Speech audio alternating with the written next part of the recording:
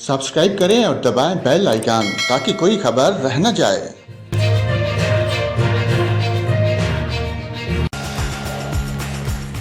नाज़रीन, यहाँ पर आपको खबर दें, भारत का रावी में छोड़ा गया पानी का रेला पाकिस्तानी हदूद में दाखिल हो गया।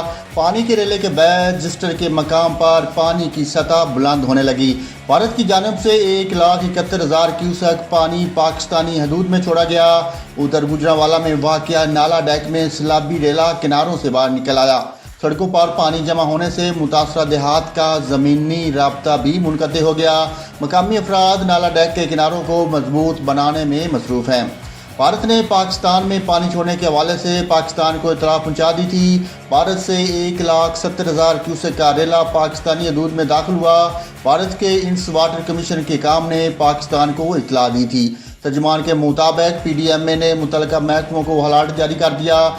उधर महकमा मौसम जहाज ने दरिया रावी में सैलाब की वार्निंग जारी कर दी। PDMA ने कहा है कि भारत ने उज बरान से 1,71,791 क्यूसेक पानी छोड़ा। दरिया रावी में दरमियाने से ऊंची सतह के सैलाब का इम्कान है।